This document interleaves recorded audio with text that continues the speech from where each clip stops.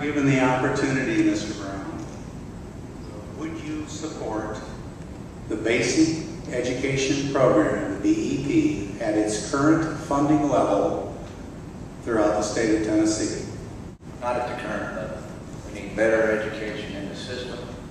We need to figure out how to cut the cost spending on our buildings and start putting more of the education, that funding, into the principals, into the school teachers, into the books that they need.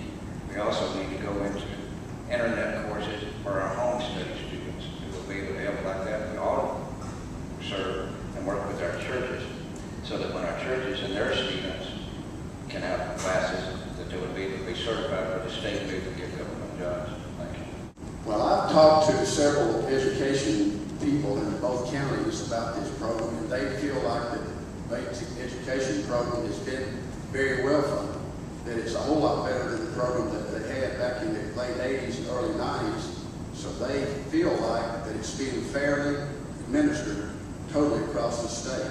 Now, I agree with Mr. Brown that we always need more money, but I think this program is a lot better than the program we had before. Would you support some program, and could you identify a program that you would support that would attempt to help small businesses restart in the state of Tennessee? Businesses in general starts back with the last question. We had education. Better educated people are, better jobs they have. The more better job they have, the more pay they get, the more money that flows back into the economy. We need to help businesses. Motlow is a local school. They've got a program that is referred to the 2+2 program. It's where you can go to Motlow. It's working in association with school in Cookeville, which came straight out of my head. School in Cookeville, they work with them. You can go to Motlow, which is a 2-year school. You can get a 4-year bachelor's degree to teach from K through 6. We need more programs like this in the area so people can get an education locally. That will push the economy to where we will have better jobs. We will have better industry. Yes, Dr. Bailey, I'm a small business owner, and I can say that I think one thing we should do is to keep government out of our way, to lower our taxes. And I think taxes are a very big hindrance in small business today. With other small businesses having received payment from the state owes their money, the state is not paying. There needs to be something done about the intake and outtake of the state to correspond, because one's not getting paid and one's trying to pay and they're not letting them.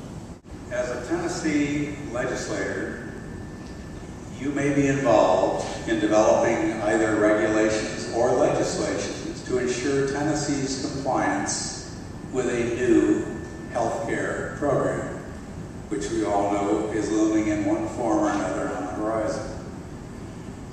If this were to happen, do you favor a plan that is totally private, as we have now, insurance-based, a plan that is insurance-based with a component of government funding, or a total single-payer, government-funded program? Could you please explain your answer? I think that the United States has probably one of the best healthcare systems in the world. But I do think that it does need some changes. It needs tweaking. But I, for one, I don't want the government telling me which doctor I can go to, which doctor I cannot go to, or how long I have to wait before I can go to the doctor.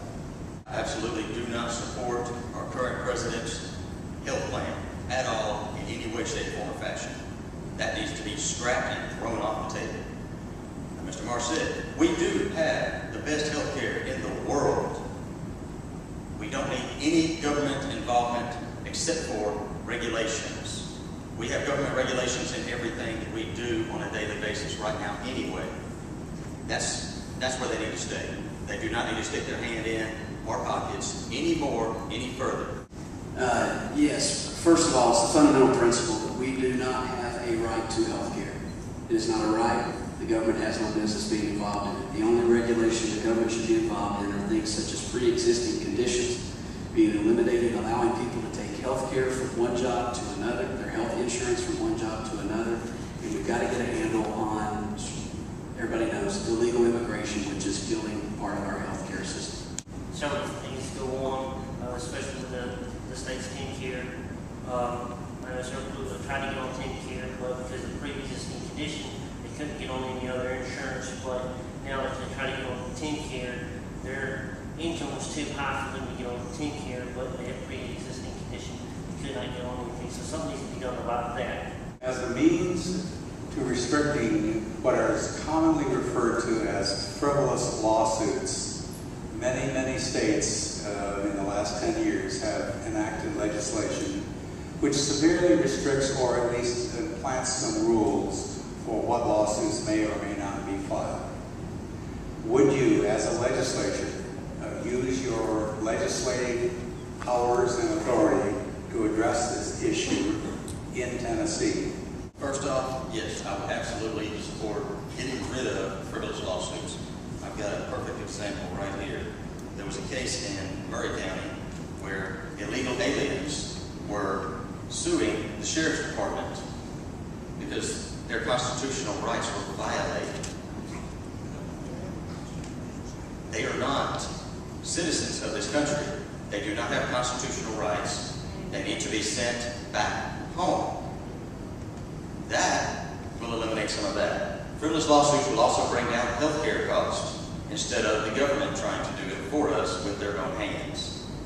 I also would work toward passing legislation that would be loser pay. If you file a frivolous lawsuit and you lose, then you have to pay for the attorney fees. I think that would cut out 90% of it. To my understanding, there's no frivolous lawsuit.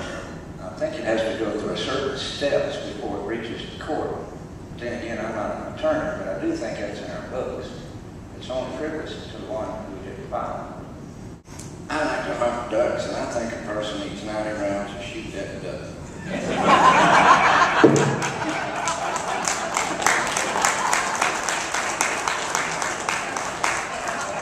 Yeah, I don't think